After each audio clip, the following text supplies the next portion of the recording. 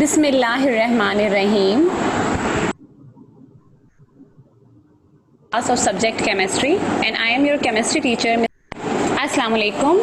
This is class 9th online class of subject chemistry, and I am your chemistry teacher, Miss Asma Mushtaq.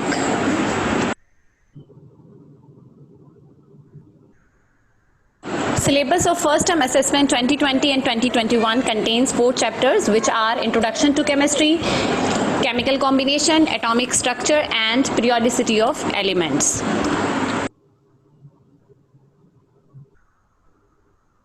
Today we will discuss concept of atomic number, atomic mass, and isotopes of chapter 3, Atomic Structure. So let's move on to the topic.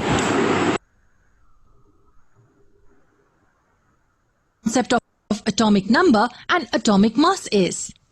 Atomic number is simply the number of protons present inside the nucleus of an atom, whereas the atomic mass is the number of protons and neutrons present in the atomic nucleus. So when we have to represent both these entities for an element, how do we write it? Is there a specific way for representing it? Yes. The chemical symbol of the element is written with atomic number at its bottom on the left side, that is in subscript. On the other hand, the atomic mass is written on the top left side in superscript. Something like this. The symbol of the element, its atomic number and its atomic mass. Now how do we represent a simple element like carbon? That's right, something like this. The atomic symbol, that is C, followed by the atomic number 6 and atomic mass 12 at the respective places. Now what if it's another element, say chlorine? Something like this maybe? Yes, one type of chlorine atom can be represented like this. Why did I say one type of chlorine atoms? Are there more types of chlorine atoms? Yes, some chlorine atoms have 20 neutrons instead of 18 in their nucleus. Then how do we represent this type? Yes, just like this representation. However, we now need to understand what exactly that is. There are many such cases where atoms of the same element exist in different forms. These forms are called the isotopes. Yes, in simple words, isotopes are defined as the atoms of the same element having the same number of protons but different number of neutrons. Yes, same number of protons but different number of neutrons. Just as we saw in the case of chlorine, all the atoms have 17 protons, but a few of them have 18 neutrons while some others have 20. So these are the isotopic forms of chlorine. Similarly, several elements have isotopic forms. For instance, we have carbon with 3 isotopes. As we can see here, each isotope has 6 protons but different number of neutrons. One has 6, the other has 7, and the last one with 8 neutrons. We name these isotopes as carbon-12, carbon-13, and carbon-14 respectively. Now this was about the different forms of the same element. But what if I tell you that atoms of 2 different elements can have the same atomic mass? Yes. Let's understand this with an example. We take 5 different elements: sulfur, potassium, calcium, chlorine, and argon. Now if you notice, in each case the number of protons and neutrons is different. It's 16 and 24 here, 19 and 21 here, and so on. That's right. However, the total number of nucleons in each sums up to 40. What do we mean by a nucleon? A nucleon is a proton or a neutron. Yes, each thing present in a nucleus is a nucleon. So the total number of nucleons in an atom is the sum of protons and neutrons. We can also say that the total number of nucleons in an atom is its atomic mass. Yes, understand this well. The total number of nucleons, which is nothing but the sum of protons and neutrons, is the same as the atomic mass of the atom. So coming back to our example, there are 5 different atoms here. Though the number of protons and the number of neutrons is different in each case, the total number of nucleons in each is the same, which means the atomic masses are the same. How? Yes, it's simple math. One of the sulfur isotopes that we have taken as an example has 16 protons and 24 neutrons. So the atomic mass of this isotope has to be 40 units. That's 16 plus 24. Next is the potassium isotope having 19 protons and 21 neutrons. So again, we get the atomic mass as 40 units. And similarly, we get the atomic mass as 40 units in each of the remaining cases. Such atoms, or rather isotopes of different elements having the same atomic mass, are called as isobars. The term arises from Greek, iso meaning same and baros meaning weight. Remember, if we consider two isobars, the number of protons and number of neutrons in each case will be different. But the total number of nucleons, or the atomic masses,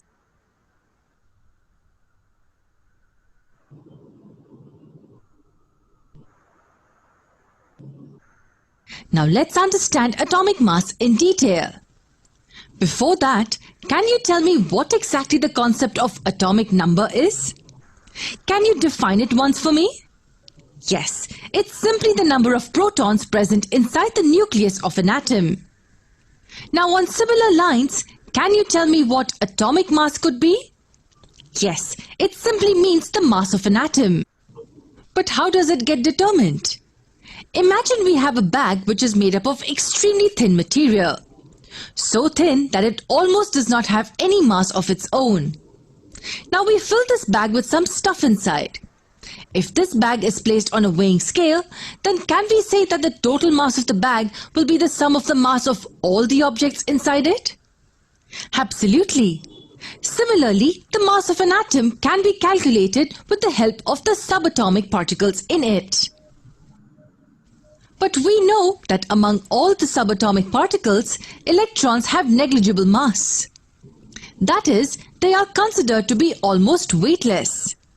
So what are we left with? Yes, we have both protons and neutrons in the nucleus. And these two do have some amount of mass is what we know.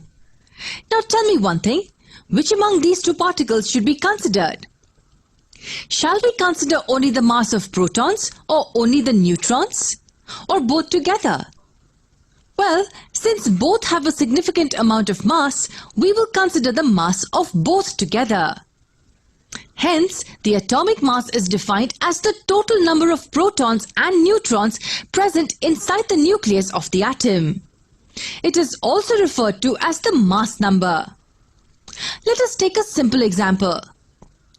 In case of a simple element like fluorine, we find that there are 9 protons and 10 neutrons in the nucleus. Wait a second. We have always come across cases where the atomic nucleus has an equal number of protons and neutrons. So how is it that the number of neutrons is more? Well, tell me, does the presence of additional neutrons really bother the atom? Does the charge of the atom increase or decrease? Absolutely not. That's because they're neutral. Then why should an extra neutron bother us? So coming back to the atomic mass of fluorine, we have 9 protons and 10 neutrons. That means the total would give us 19. So can we say that the atomic mass of fluorine is 19 units? That's right. Just like fluorine, even aluminium has an extra neutron compared to the number of protons. That is, in a single atom of aluminium, we have 13 protons and 14 neutrons. Summing up the two, we get 27 units, which is the atomic mass of aluminium. Now let's take another random example of chlorine. A chlorine atom has 17 protons and 18 neutrons. That means the atomic mass of chlorine will be 35 units, right? Absolutely. But wait a second. A few chlorine atoms that exist in nature exhibit a different form. Some of them have 17 protons and 20 neutrons. That gives us the atomic mass of chlorine as 37 units. So which one is the correct atomic mass? In case of chlorine, both the atomic masses are right. The atoms having 17 protons and 18 neutrons have an atomic mass as 35 units. On the other hand, chlorine atoms with 17 protons and 20 neutrons have an atomic mass of 37 units. But now the next question to pop up in our minds is, how can we have one element having two different kinds of atoms? And is this valid only for chlorine, or are there other elements also which exhibit this phenomenon? Let's find out more.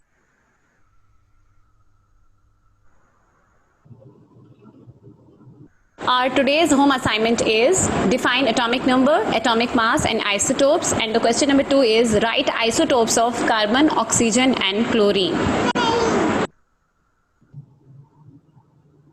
Thank you for your attention, students. Stay at home, be safe, have a nice day. Goodbye.